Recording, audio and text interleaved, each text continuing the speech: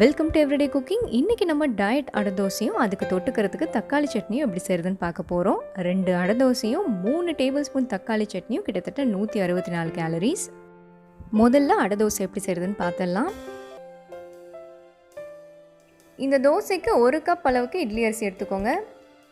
இதில் 2 table spoon பாசி பருப்பு, 2 டேபிள் ஸ்பூன் உளுந்து, 2 டேபிள் ஸ்பூன் கடலைப்பருப்பு, 2 டேபிள் ஸ்பூன் துவரம் பருப்பு, 1 காஞ்ச மிளகாய், இதோட கொஞ்சமாக கருவேப்பிலையும் சேர்த்து தண்ணி ஊற்றி நல்லா சுத்தம் பண்ணிடுங்க.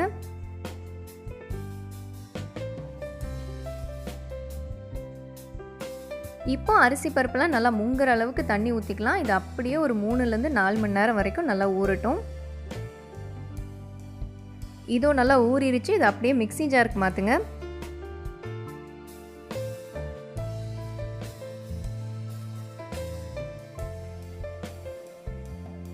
கொஞ்சமாக தண்ணி விட்டு நல்லா மையாக அரைச்சி எடுத்து வச்சுக்கணும்.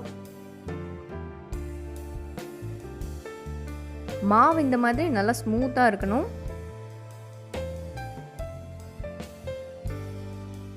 இதோட தேவையான அளவு உப்பு சேர்த்து நல்லா கலந்து விடுங்க.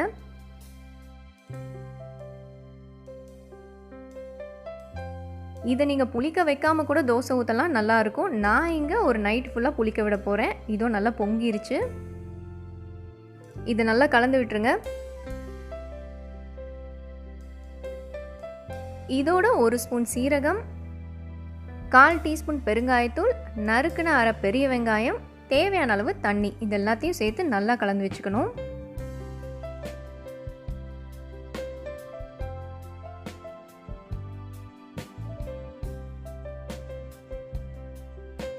மாவு இந்த மாதிரி இருக்கணும். தண்ணி அதுக்கு தகுந்த மாதிரி அட்ஜஸ்ட் பண்ணிக்கோங்க. இப்போ நல்லா சூடான கல்லில் இந்த தோசையை ஊற்றிடலாம்.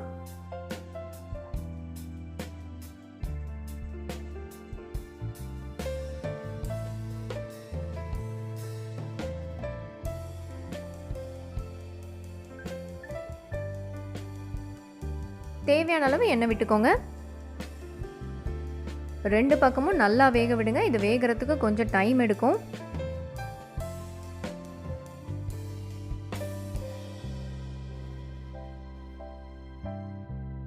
இதோ நம்மளோட தோசை ரெடி. இதை வெளியே எடுத்துடலாம்.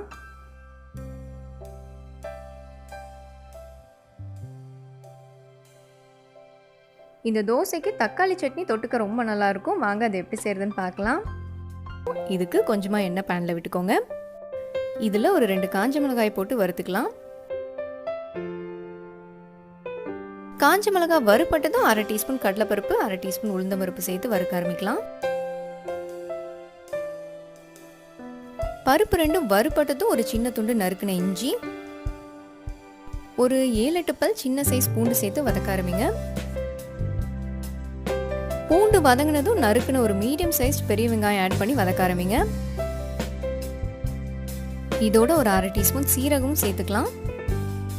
இப்போ வெங்காயம் பூண்டு எல்லாம் நல்லா வதங்கணும்.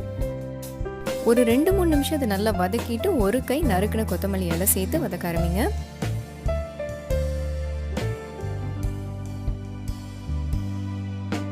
இதோ இது நல்லா வதங்கிருச்சு. இது ஆறுனதும் நம்ம அரைக்க போகிறோம். இதை மிக்ஸி ஜாருக்கு மாற்றிக்கலாம்.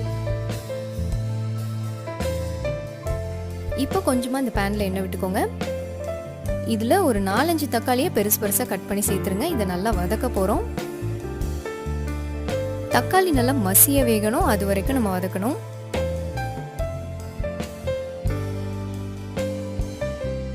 ஒரு மூடி போட்டு இதை குக் பண்ணுங்க, சீக்கிரம் வெந்துடும். அதுக்குள்ளே நம்ம அரைக்கிறதுக்கு எடுத்து வச்சோம் பார்த்தீங்களா, அது ஆறிடுச்சு. அதை அரைச்சி எடுத்துக்கலாம். இதோ தக்காளி இப்போ வதங்கிருச்சு. இப்போ தேவையான அளவு உப்பு சேர்த்துக்கோங்க.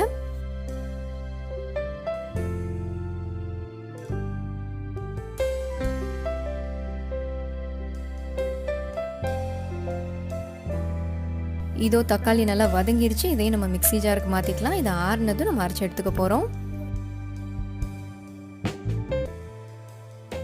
ஸோ இதோ நம்மளோட தக்காளி சட்னி ரெடி. நம்ம இன்றைக்கி நைட்டு சாப்பாட்டுக்கு 2 அடை தோசையும் 3 பெரிய ஸ்பூன் அளவுக்கு தக்காளி சட்னியும் எடுத்துக்க போகிறோம்.